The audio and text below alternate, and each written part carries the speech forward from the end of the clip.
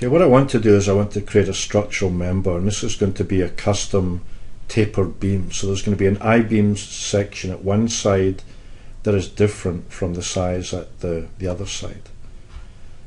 To begin with, what I do is I choose the right template. So under Families, I say New, and I'm in Revit Structure 2011. I'm looking for the Imperial template, and I'm looking for the one that says Beams and Braces. And the reason I'm starting with this is it's already got a lot of what I need within the template.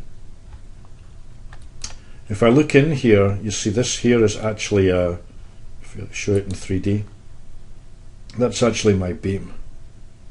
And if I click on it and say Edit Extrusion, it was just a rectangle drawn and extruded to create a beam of uniform size.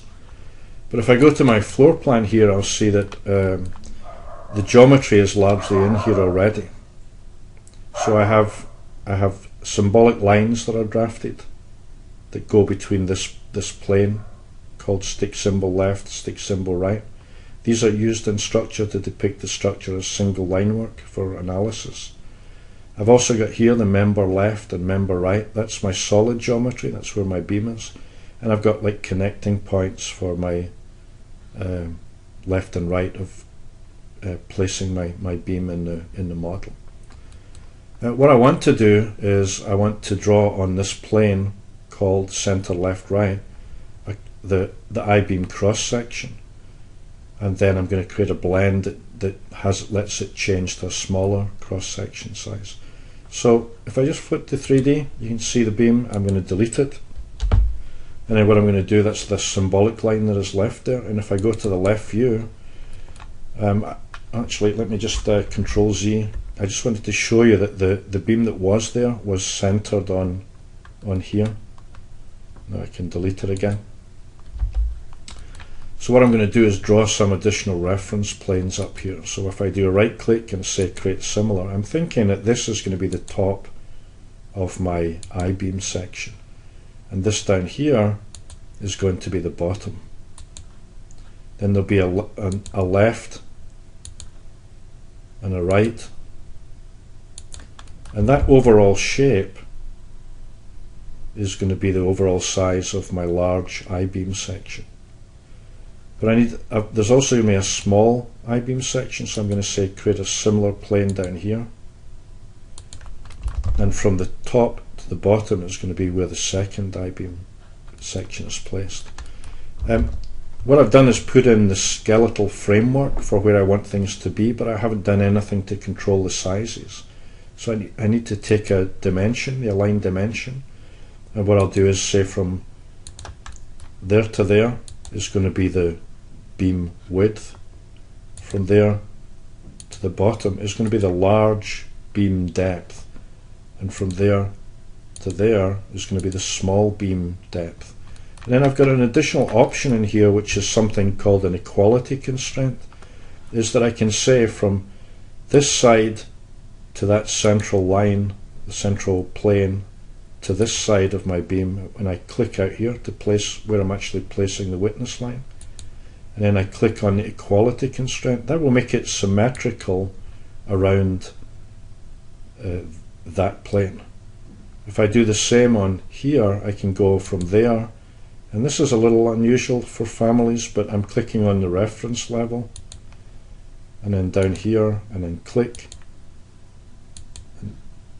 equality constraint. So what I've done now, if I've done this correctly, is I've got a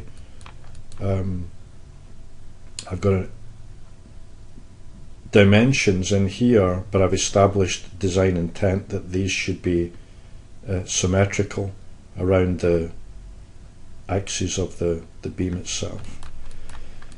I now want to create parameters for these. So what I'm going to do is pick on the top and say outside under the label symbol, say add a parameter. Let's call this beam width, and I'm keeping it as a type parameter because I want to create multiple beam types that where the user will have the option of specifying a beam width.